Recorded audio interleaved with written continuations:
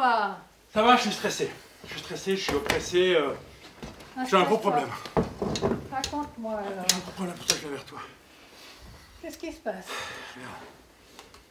Je sais pas si tu te rappelles de Julien. Je t'avais présenté un jour. D'accord, c'était ton chef. Ouais. Ouais. C'était un chouette copain, j'aimais beaucoup ce garçon. Enfin, il l'est toujours, remarque. Il avait battu son entreprise, une super entreprise, on était pas mal d'employés. Ouais. Puis on s'entendait bien, on travaillait bien, on était bons copains, on allait manger avec nos femmes respectives au bistrot avec Julien. Et puis, chaque matin, il venait nous dire bonjour, il nous remerciait du travail qu'on avait fait. Non, c'était chouette, c'était vraiment... puis l'entreprise marchait bien, c'était...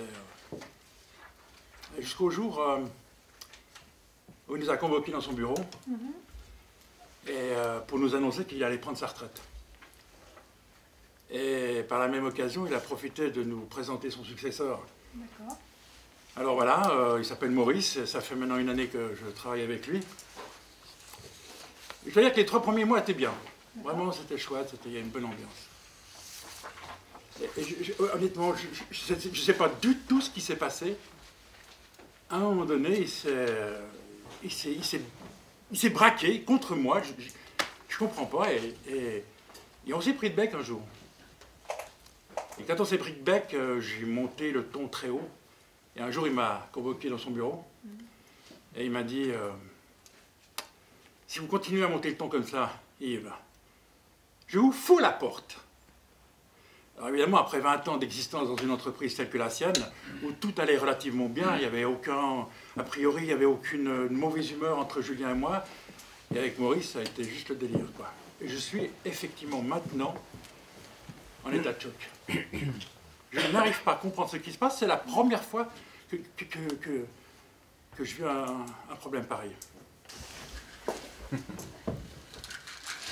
Je suis dépité, mais dépité. Je comprends pas, il veut rien entendre. Rien. Toujours si je rentre dans le bureau, gentiment, je voulais essayer de lui parler, il veut rien entendre, il m'a refoutu à la porte. Non, je sais pas quoi faire. Et tu sais, franchement, ce dont je crains un petit peu, j'ai 55 ans maintenant, il me reste quoi, 10 ans avant de prendre ma retraite? Et s'il me faut la porte, j'ai plus de boulot, j'ai plus rien. Je fais quoi? Okay. D'accord. Mais t'as essayé, hein? T'as essayé d'ouvrir le dialogue, t'as essayé de lui faire comprendre ce que toi tu ressens. Ouais. Ok. Maintenant, c'est dommage, hein? C'est dur. Là, c'était dur. Mais ça ne veut pas dire qu'on est à une impasse. D'accord? C'est pas pour ça qu'on doit s'arrêter là, et c'est pas pour ça que tu ne vas pas trouver ce qu'il te faut. Toi, tu as des besoins. Revenons à ça.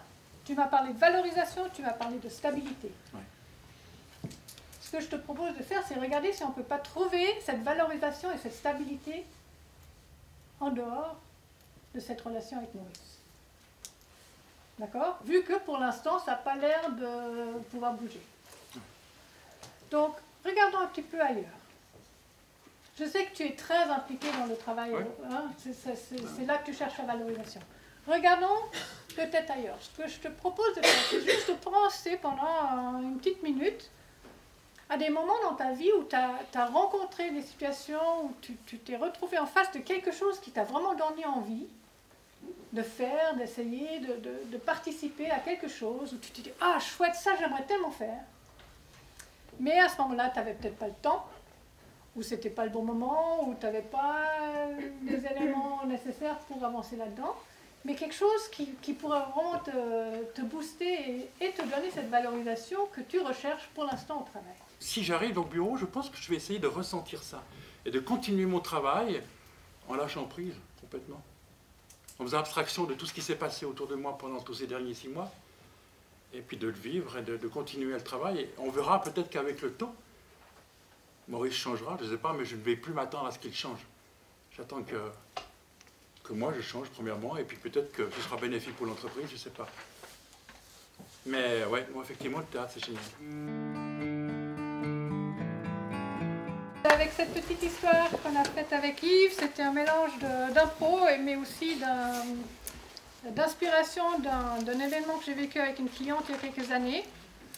Et juste pour vous donner le résultat quand même de ce qui s'est passé, donc elle avait une situation très très difficile avec son chef, vraiment très empoisonnée.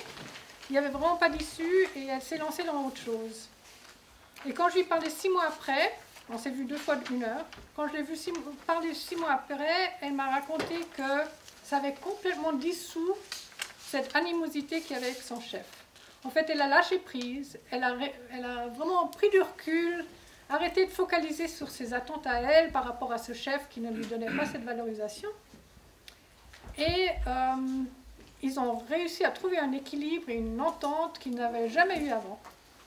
Donc rien qu'avec son comportement à elle, rien qu'avec le travail qu'on a fait sur elle, ça a changé la situation entre les 2 personnes.